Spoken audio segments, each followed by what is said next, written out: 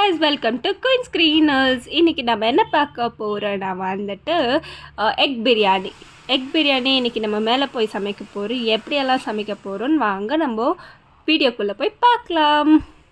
ஆக்சுவலாக எங்கள் mummy already 2 விறகு பற்ற வச்சுட்டாங்க. ஒன்றில் வந்து முட்டை வேக வச்சுருக்காங்க, இன்னொன்று வந்து ஹாட் வாட்டர் கூட வந்து இந்த புதினா சேர்த்து கொதிக்க வச்சு உப்பு போட்டுட்ருக்காங்க. நல்லா கொதிச்சு வரட்டும்னு வெயிட் பண்ணிகிட்ருக்காங்க. எக்கும் அந்த சைடில் நம்மளுக்கு வேகட்டும்.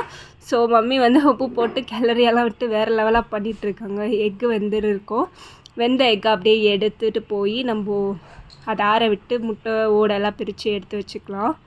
இப்போ இதில் நம்ம அரிசி போட்டுக்கலாம். தண்ணி கொதிச்சிடுச்சு, ஸோ அதனால நம்ம இப்போ இதில் அரிசி போட்டுக்க போகிறோம் ஃப்ரெண்ட்ஸ்.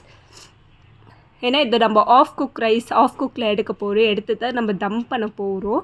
அதனால ஃபுல் அண்ட் ஃபுல்லாக எக்.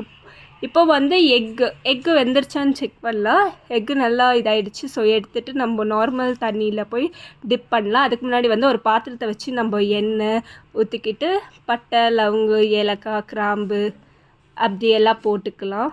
இதோ இங்கே பாருங்கள், எக்கு வந்து தண்ணியில் நடிச்சிருக்கோம். ஸோ இப்போது இது ஆறட்டும். அதுக்குள்ளே நம்ம இதில் சேர்க்க வேண்டிய ஐட்டம்ஸ் எல்லாம் சேர்த்துக்கலாம். ஃபஸ்ட்டு எண்ணெய், பட்டை, லவங்கு, ஏலக்காய், காம்பு, பிரியாணி இலை அப்படி எல்லாத்தையும் சேர்த்துக்கலாம். சேர்த்துக்கிட்டு வெங்காயமும் சேர்த்துக்கலாம் ஃப்ரெண்ட்ஸ். வெங்காயம், தக்காளி, கொத்தமல்லி, புதினா அப்படி எல்லாமே சேர்த்து நல்லா வதக்கிக்கிட்டு இஞ்சி பூண்டு பேஸ்ட் அப்படி எல்லாமே வதக்கிக்கிட்டு வேறு லெவலில் மிக்ஸ் பண்ணி அது நல்லா கொதி வரட்டும். அது லைட் ப்ரௌனிஷாக வர வரைக்கும் நம்ம வெயிட் பண்ணலாம் ஃப்ரெண்ட்ஸ். நல்லா லைட் ப்ரௌனிஷாக வர வரைக்கும் நம்ம நல்லா வறுத்துக்கலாம். அது நல்லா ஆயிட்ட உடனே வந்து நல்லா அனல் வேறு அடிக்குது, பார்த்தா தெரியும். கீ ஆக்சுவலாக லைட்டாக நம்ம ஆட் பண்ணிக்க போகிறோம். இப்போது இந்த சமயத்தில் லைட்டாக கீ ஆட் பண்ணிக்கலாம். இப்போ பார்த்திங்கன்னா உங்களுக்கே தெரியும், லைட்டாக ப்ரௌனாக இருக்கும்.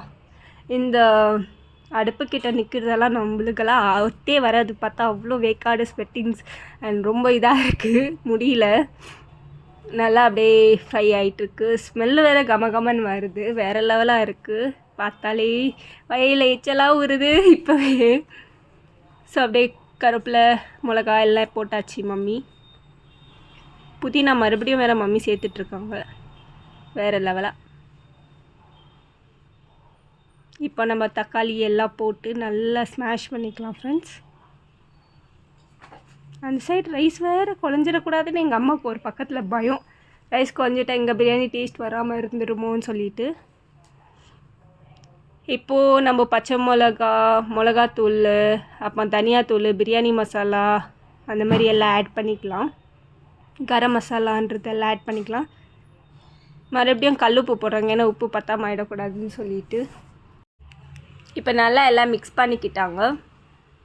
இப்போ தான் மம்மி ஆக்சுவலாக இஞ்சி பூண்டு பேஸ்ட்டு லைட்டாக தான் ஆட் பண்ணுறாங்க. ஏன்னா இது நான்வெஜ் இல்லைல்ல, சிக்கன் இருந்தால் ஜாஸ்தி ஆட் பண்ணலாம். இது ஒன்று சிக்கன் இல்லை, எக்கு தானே, அதனால லைட்டாக தான் ஆட் பண்ணிக்கிறாங்க.